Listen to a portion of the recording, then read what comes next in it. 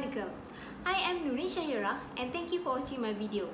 Like what you already saw on the title, yes, we're gonna talk about a very serious pollution problem but yet very informative. Citarium River, the dirtiest river in the world. Did you know Blacksmith Institute and Green Cross Switzerland in 2013 referred that Indonesia is one of 10 countries that have very dirtiest river in the world, and the Citarium River is one of them.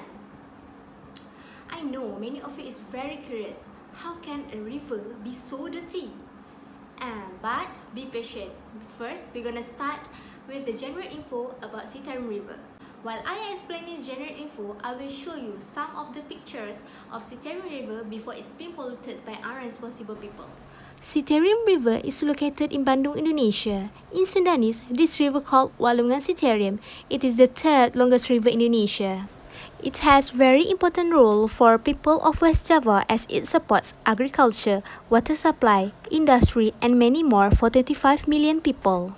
Can you imagine how many people will be affected if this river continuously polluted? Alright, now the time that you're waiting for, the visual of the dirtiest river in the world.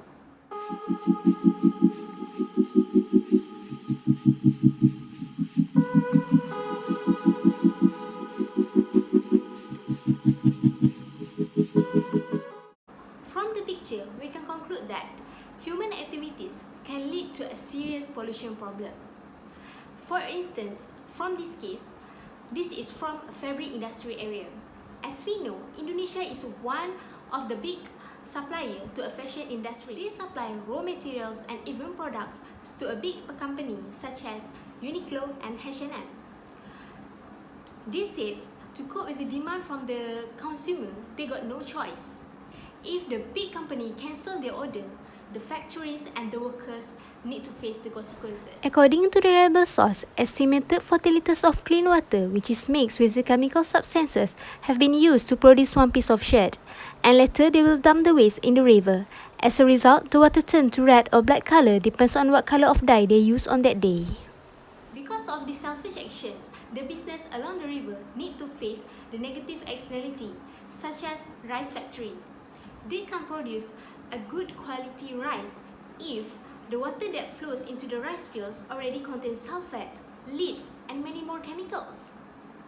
As a responsible fabric factory owner, they need to think how to reuse and recycle the polluted water to produce the product for the next batch. They also need to include the cost in their budget. Usually, they let the water dirty with the chemicals because the cost to release the waste in the water way more cheaper. Other than that, they need to follow the guideline that government given to them so that the other property will always be protected. Condition of the Citarium River will not be this severe if the government play their role effectively. As Citarium River is one of the state property, they have the rights to control any activities within the area. Government says it's possible for them to restore the efficiency, but the benefit from correcting them must be way bigger than the transaction cost. So, this applies to Citarium River case when the government tried to fix the problem by launch a long-run program which is 7 years to clean the polluted water by reducing industrial and household waste dump. This program called Citarium Bestari Program. This program aims to make the water safe to drink by 2025 in line with SDG goals number 6, which is to make sure the communities get access to the clean water. From this action, government can see the benefit is way more bigger than the cost.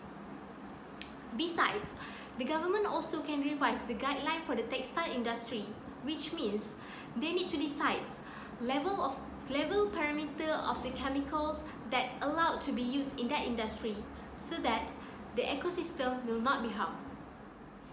To conclude our discussion, if you tend to neglect the property rights, many more people will suffer and our future generation will need to pay for this. This world is our responsibility together as we gain many benefits from it. It is clear that the sources of the problems at the Citarium River are dominated by both parties, the governments and the publics, who are very low concerns about the preservation of nature. Hopefully this video will provide awareness for those who are watching, and thank Thank you and see you next time.